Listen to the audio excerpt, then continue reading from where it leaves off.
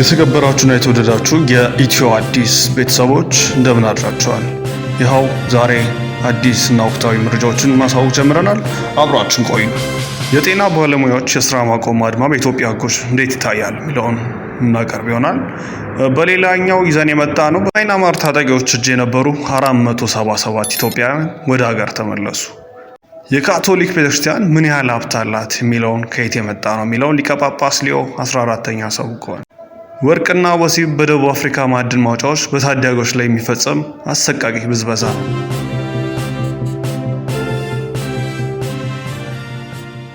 እንመለሳለን።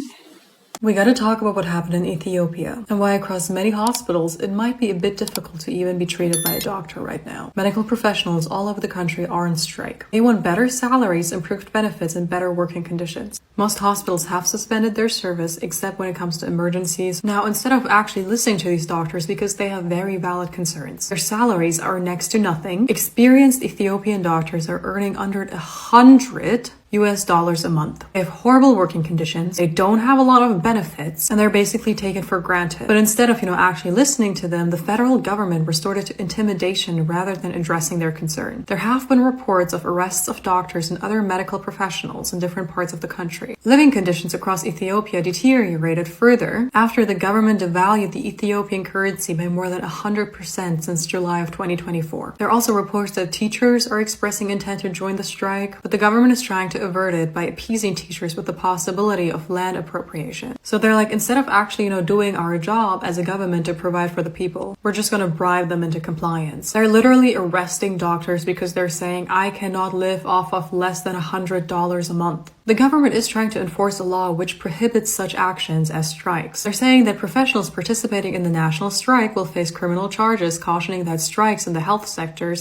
are legally prohibited. Healthcare is one of the social services that should never be interrupted under any circumstances. So on the one hand, healthcare is so important to you, but on the other hand, you don't think that, your healthcare professionals should be treated in a humane way, that they should be able to live on their wages, that they should receive benefits. That is what a strike is there for, to remind you how essential these essential workers are. Without them, your society might crumble completely. So you better respect them instead of, shoving all that money into your own little pockets. The ministry warned that the government's patience in resolving this issue with an open mind is wearing thin. There was never an open mind to begin with. You want these people to work for next to nothing. Work themselves to the bone so that you can say that you have a working healthcare system, which you do not have. A 10-day ultimatum has been given by the Ethiopian healthcare workers, demanding fair pay, improved benefits, and risk compensation. These things work better when there are international eyes on these governments because they only care about their image. They don't care about making sure that their, citizens are doing good. They only care about pressure and whether it is there or not. They don't feel the pressure when it's only coming from their own citizens that they can control. But when it comes internationally, they normally move and they normally do something. That's why we have to stand with the healthcare workers of Ethiopia. They are a pillar of society. Without them, our society would break apart. And they deserve benefits for it. They deserve fair pay for it. And they deserve to be able to literally just live and eat and,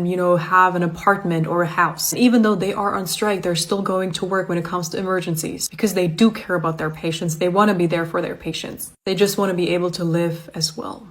ካለፈው ማክሰኞ ግንቦት 5 ጀምሮ በኢትዮጵያ የሚገኙ የጤና ባለሙያዎች ከፊል የስራ ማቆም አድማ ላይ ናቸው። ባለሙያዎቹ የስራ ማቆም አድማውን ከአንድ ወር በፊት የጤና ሚኒስቴርና ሌሎች የመንግስት ተቋማት ያቀረቡት ቅሬታ ምላሽ ባለማግኘቱ ነው። ካለፈው ማክሰኞ ግንቦት 5 ጀምሮ በኢትዮጵያ የሚገኙ የጤና ባለሙያዎች የስራ ማቆም አድማ ተከትሎ ሆስፒታሎችና የጤና ተቋማት ሰራተኞቻቸው በስራ ገበታቸው የማይገኙ ከሆነ አስፈላጊውን አስተዳደራዊ እርምጃ እንደሚወስዱ አስጠንቅቀዋል። ከአድማው መጀመር 2 ቀናት በኋላ የጤና ሚኒስቴር ባወጣው መግለጫ አስፈላጊውን እርምጃ እንደሚወስድ አስጠንቅቀዋል። የስራ ማቆም አድማው ከህግ አንጻር የሰራተኞች መብት በሚመለከተው የሀገሪቱ ህገ መንግስት ድንጋጌ የተወሰኑ የሰራተኞች ክፍሎች ስራ ማቆምን ጨምሮ ቅሬታዎችን የማሰማት መብት እንዳላቸው ያትታል። ይህ መብት የተሰጣቸው የፋብሪካና አገልግሎት ሰራተኞች፣ ገበሬዎች፣ የእርሻ ሰራተኞች፣ ሌሎች የገጠር ሰራተኞች ከተወሰነ ኃላፊነት ደረጃ በታች ያሉ እና የስራ ጣቢያቸው የሚፈቅድላቸው የመንግስት ሰራተኞች መሆናቸውንም ህገ መንግስቱ ላይ ሰፍሯል። ህገ መንግስቱ አክሎ ይህ መብት ለመጠቀም የሚችሉት የመንግስት ሰራተኞች በሕግ ይወሰናሉ ሲል ይደነግጋል ይላል። ጠበቃና የህግ ባለሙያ የሆኑት አቶ ዳንኤል ፍቃዱ ስለ ህክምና ባለሙያዎች ህገ መንግስቱ የስራ ማቆም አድማን በተመለከተ ግልጽ ድንጋጌ ባይኖርም ዓለም አቀፍ ህጎችን ግን ስራ ማቆም አድማ ማድረግን እንደ ሰብአዊ መብት እንደሚቆጥሩት የህግ ባለሙያው ያክላል። ኢትዮጵያ ያጸደቀቻቸው ዓለም አቀፍ ስምምነቶች የሀገሪቱ ህግ አካል ናቸው ተብሎ በህገ መንግስቱ ላይ ሰፍሯል።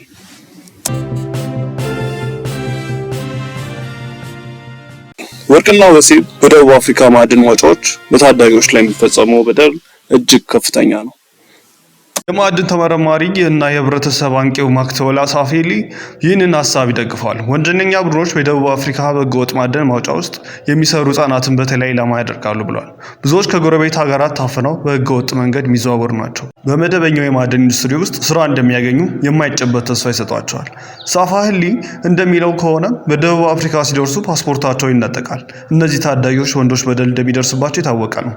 ቢቢሲ ቢያንስ በሁለት ሌሎች ህገወጥ የማዕድን ማውጫዎች ሲሰሩ የነበሩ ማዕድን አውጪዎችን አነጋግሯል። በሚሰሩበት ጉድጓዶች ታዳጊዎች ጥቃት ሲደርስባቸው ማየታቸውን ተናግረዋል።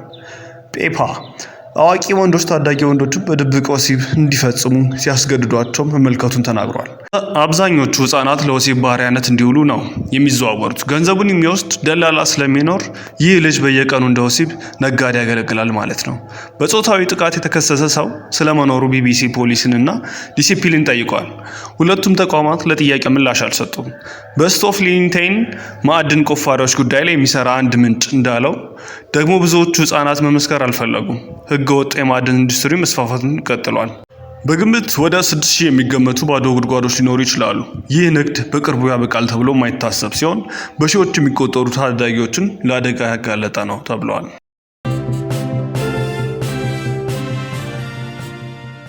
ባለፉት 2 ሳምንታት ውስጥ በማይናማር ታጣቂዎች እጅ የነበሩ 477 ኢትዮጵያውያን ወደ ሀገር መመለሳቸውን የቤተሰቦች ኮሚቴና ተመላሾች ለቢቢሲ አስታውቀዋል። በአካባቢው የሚገኙ መንግስታዊ ያልሆኑ ድርጅቶች ለቀሪዎች 300 ገደማ ኢትዮጵያውያን አውሮፕላን ቲኬት የመግዛት አቅም እንደሌላቸው በመግለጻቸው ቀሪዎቹ ኢትዮጵያውያን መቼና እንዴት ሊመለሱ እንደሚችሉ እስካሁን እንዳልታወቀ ተገልጿል። ከየካቲት ጀምሮ ለ3 ወራት ዲሞክራቲክ ካረን ቤንቮለንት አርሚ ከሚባልና ቦርደር ጋርድ ፎርስ በተባሉ ሁለት ታጣቂዎች እጅ የቆዩ ኢትዮጵያውያን ወደ ሀገር መመለስ የጀመሩት ከ2 ሳምንት በፊት ሚያዝያ 29 ነበር። ታይላንድ ውስጥ ጥሩ ክፍያ ያለው ስራ እንደሚያገኙ ቃል ተገብቶላቸው ከሀገር የወጡት ኢትዮጵያውያኑ በታጣቂዎች እጅ ከመውደቃቸው አስቀድሞ የሳይበር ወንጀል በሚፈጸምባቸው ካምፖች ውስጥ ለግዳጅ ሰራተኞችና ለስቃይ ተደርገው ነበር። ካምፖቹ በሚገኙባቸው አካባቢዎች የሚቆጣጠሩ ታጣቂዎች የካቲት ወር ላይ ተጎጂዎች ማስወጣት የጀመሩ ሲሆን የተወሰኑ ኢትዮጵያውያን ደግሞ ከአመጻው በመውጣት በታጣቂዎች እጅ ገብተዋል። አካባቢ ጦርነት ያለበት እንዲሁም ታጣቂዎች በሚንቀሳቀሱበት ከመሆኑም ጋር በተያያዘ የእገታ ወይም ስጋት መኖሩን ይናገራል። አንድ ልጅ ታሞ መድኃኒት ለመግዛት በወታደር ታጅቦ በወጣበት አጋጣሚ ሌላ ቢጂኤፍ የሚባል አማጺ አግቶ ወስዶት በብዙ ችግር ነው ተለቆ የመጣው። መረብ ላይ ማጭበርበር የሚሰሩ ቡድኖች በደላሎች አማካኝነት ኢትዮጵያን ጨምሮ የተለያዩ ሀገር ዜጎችን ህጋዊ ስራ እንሰጣለን በሚል ወደ ታይላንድ ከዚህም ቀደም ወደ ማይናማር በመውሰድ ለሳይቃይ ማድረጋቸውን ቢቢሲ ዘግቦ ነበር። እነዚህ የተሻለ ስራና ህይወት ፍለጋ ወደ ማይናማር የተወሰዱት ወጣቶች በኢንተርኔት አማካኝነት የሚፈጸሙ ወንጀሎች እንዲሳተፉ ከመደረጋቸው በተጨማሪ ድብደባና ስቃይ እንደሚፈጸምባቸው ተናግረዋል።